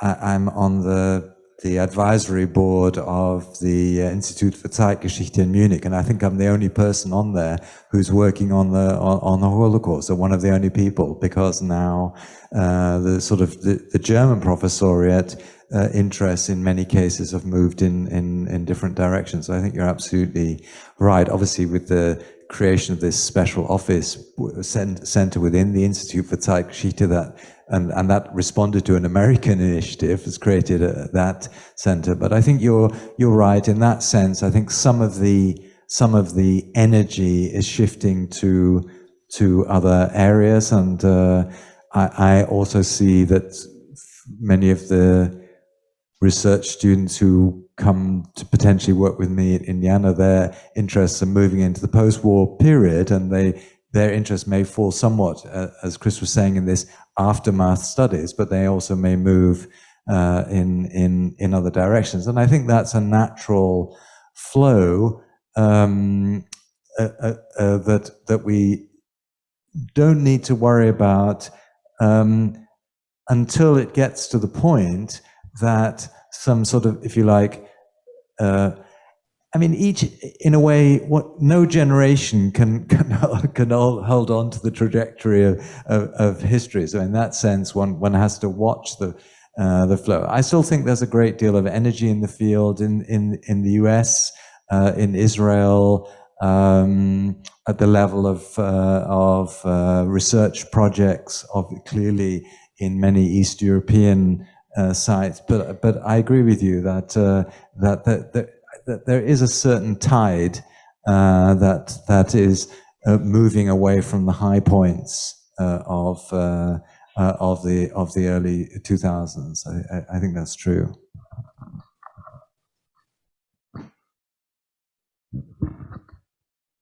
So it's really a very good question, because there must be some. So we also identified some kind of dynamics of Holocaust studies, and all of us know that this is a constructed field, so it changes. But on anecdotal side, in 2010, I was preparing to start this project on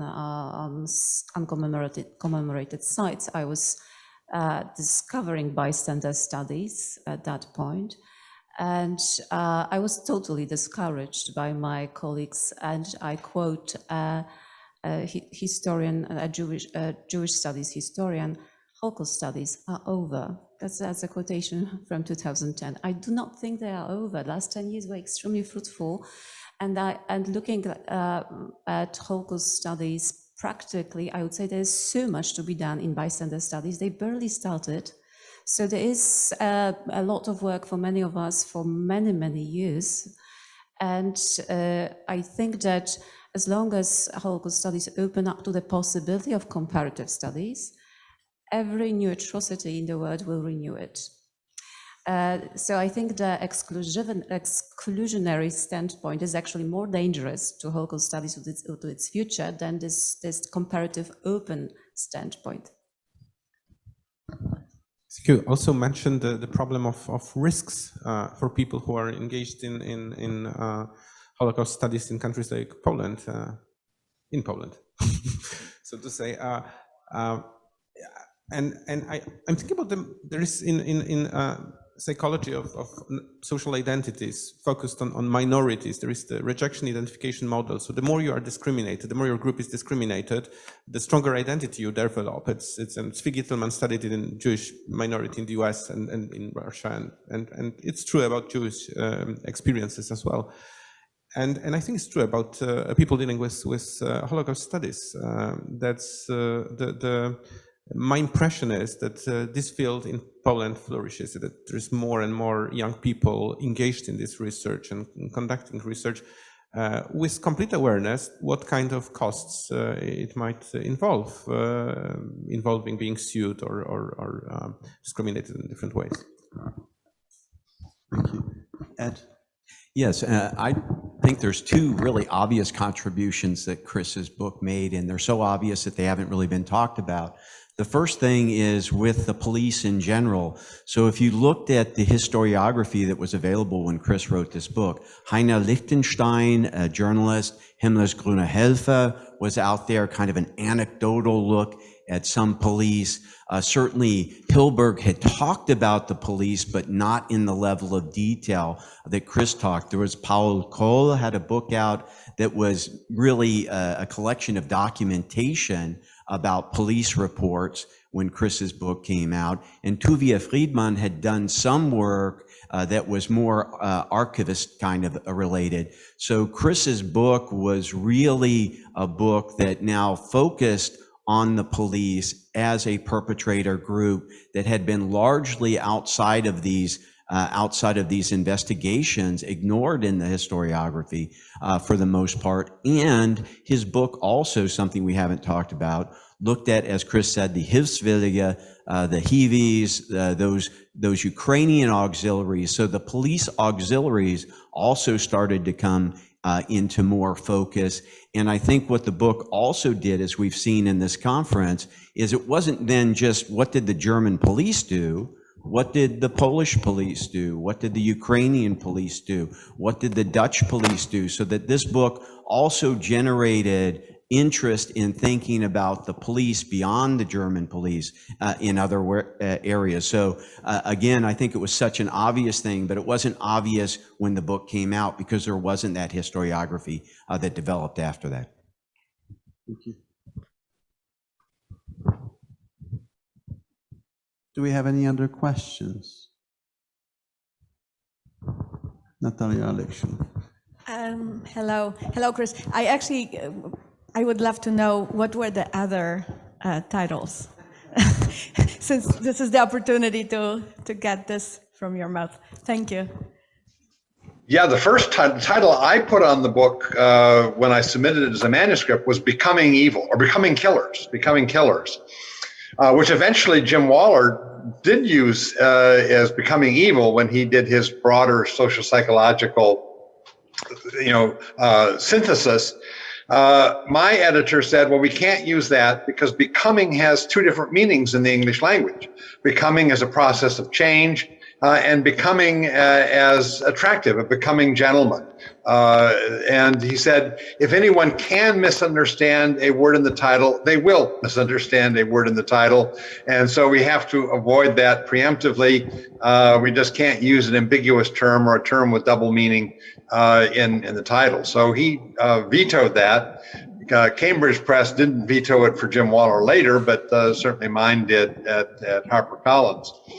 And then I can't remember what the others were. In the end, I kept coming back kind of Ordinary People, and he kept saying that's a movie title. We don't want to confuse those. And when I made the switch from Ordinary People to Ordinary Men at the end, then that seemed to overcome that objection. And then we sat on it for a week and said, let's think about it. And by the end of the week, I was very convinced that it was the right one, and he was on board as well. And so that then got settled.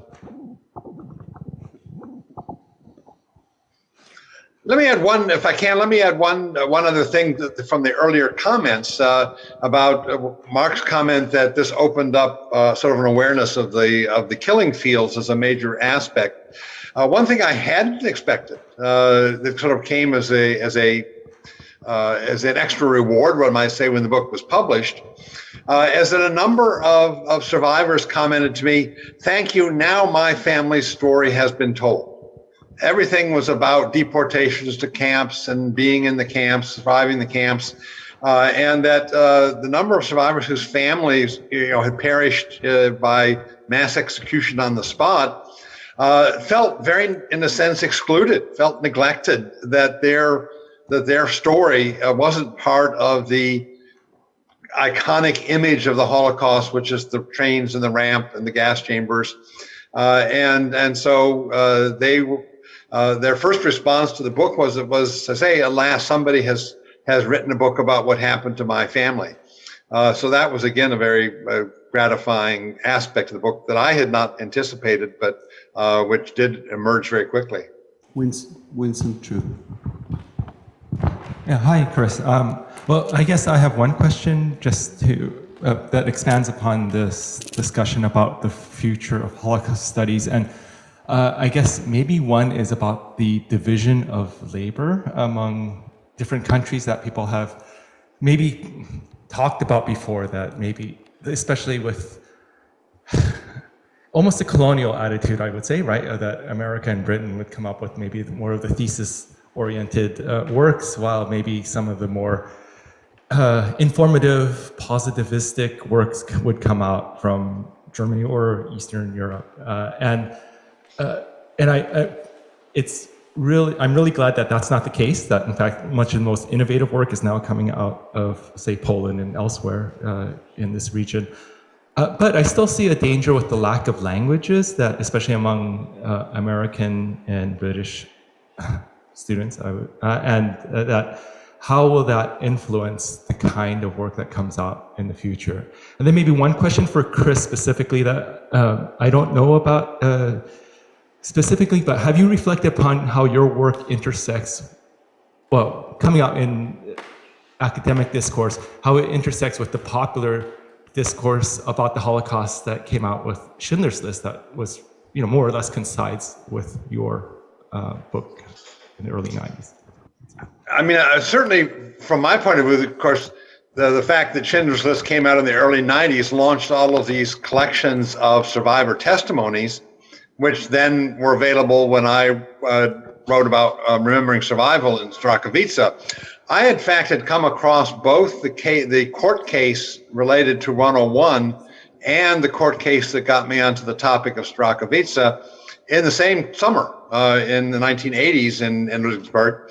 But I put the second one on the back burner, Czerwca, and fortuitously with Schindler's List, basically over the time that I waited, my sources doubled. I had twice as many survivor testimonies by 2000 than I would have had if I had started that book when I started writing Ordinary Men.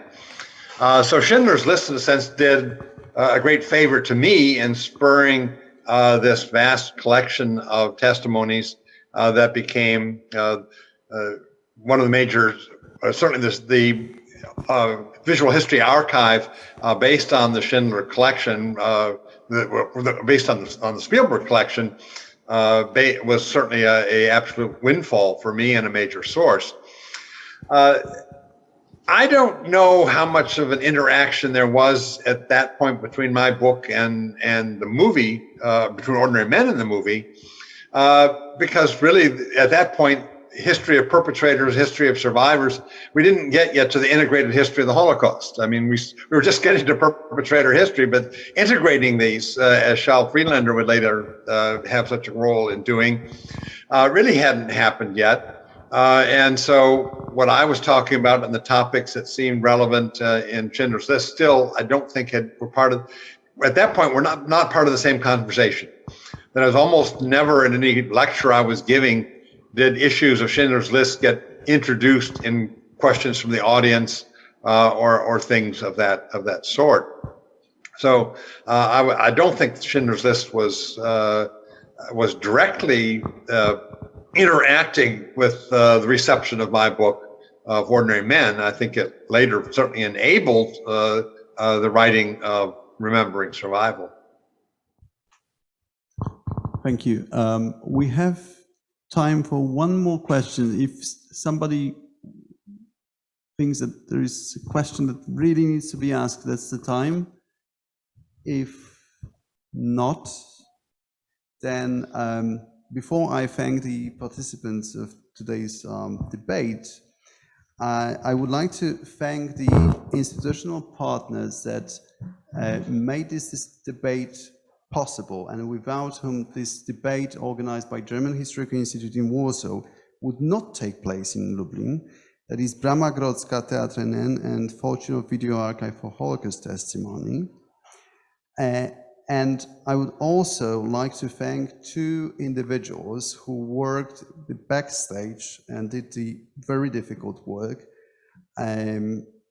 You may not have noticed the work, but I'm telling you, it would not happen, is Paweł Jarosz and Christgard Henschel, who always was ready to help and to answer my questions and was always there for me.